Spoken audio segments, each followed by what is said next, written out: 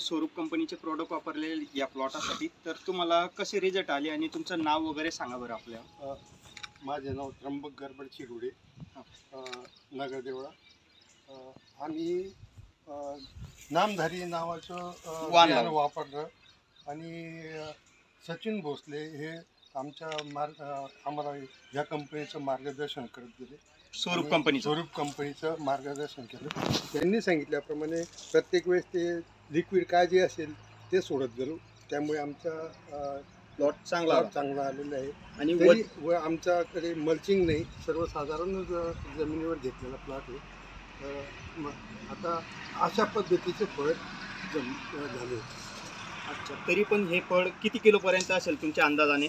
10 ते 12 किलोपर्यंत यायला पाहिजे. 10 ते 12 किलो.